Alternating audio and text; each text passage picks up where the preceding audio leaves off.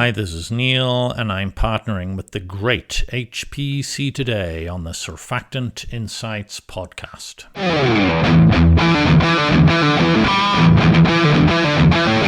BASF is one of the largest surfactant manufacturers in the world, and so we like to check in with them periodically. Let's first take a look at the full BASF Q1 26 results. BASF Group reported first quarter 26 sales of 16.02 billion euros. That's a 3% decrease from 16.5 billion in quarter 1 of 25.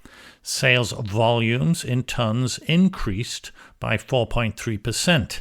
This was offset by a 1.2% reduction in prices and a 5.6% negative currency effect, primarily related to the US dollar and the Chinese RMB. EBITDA before special items was 2.36 billion euros, a 5.6% decline from 2.5 billion in the prior year quarter. The EBITDA margin as a percentage of sales contracted to 14.7% from 15.1%. Net income increased by 14.8% to 927 million euros. Free cash flow was negative 1.38 billion, representing a 423 million improvement from negative 1.8 billion in quarter 1 of 25. This was driven by a 238 million reduction in payments for property, plant and equipment and intangible assets. Cash flows from operating activities were negative 797 million euros. Net working capital changes resulted in a cash outflow of 3 billion euros, consistent with historical quarter 1 seasonality. Net debt increased to 20.49 billion euros at the end of the quarter. Okay, so let's jump straight into the nutrition and care business, which is where the bulk of the surfactants is, particularly in care chemicals. The nutrition and care segment recorded quarter 1 26 sales of 1.67 billion euros, a 2.9% decrease from 1.72 billion in quarter 1 of 25. The segment achieved volume growth in tons of 8.9%. This was offset by a 5% price decline across all business areas and a 4.6% negative currency effect and an additional 2.3% negative portfolio effect. Segment EBITDA before special items decreased by 16.4% to 192 million euros. Segment cash flow was negative 60 million, an improvement from negative 103 in quarter 1 of 25. This cash flow improvement was driven by the Nutrition and Health division, which recorded higher EBITDA and lower CapEx. The Nutrition and Health division volumes increased by 27.3%, offsetting a 9.8% price decline. Okay, so what about care chemicals? Within the nutrition and care segment, the care chemicals division reported sales of 1.22 billion euros, a 4.4% year-over-year decrease.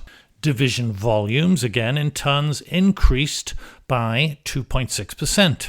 While the provided financial disclosures don't explicitly disaggregate surfactant sales or margins, performance in this category is reflected within the division's specified volume drivers, the industrial formulators, home care, and I&I cleaning business areas. Management attributed this volume increase to global supply chain shifts associated with the Middle East conflict.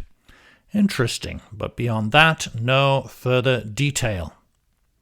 Prices in care chemicals decreased by 3.3%, and currency effects reduced sales by 4%. Division earnings declined due to price-related reductions in contribution margins, which was the primary driver for the parent segment's overall 16.4% EBITDA decrease. Now, as we've reported in the blog, BASF is making a big bet on China. So how does it look there for the company? BASF's Greater China region recorded a 25.2% volume increase and a 6% price decrease in Q1 26. The volume growth was primarily driven by the new Verbund site in Zhanjiang, Guangdong province. The site's flex-feed steam cracker, utilizing both naphtha and butane, commenced operations on schedule in January of 26. The Zhanjiang site generated positive EBITDA before special items in March 26, attributed to high capacity utilization and on-spec production. Despite the March data, BASF management projects the site's full year 26 EBITDA will be slightly negative. The commissioning of the Zhanjiang site increased fixed costs for the chemical segment in Q1 and tied up cash and working capital due to early-stage inventory accumulation. So, what about the rest of the year, given everything that's going on in the world? Well, BASF maintains its full year 26 guidance, projecting EBITDA before special items between 6.2 and 7 billion euros and free cash flow between 1.5 billion and 2.3.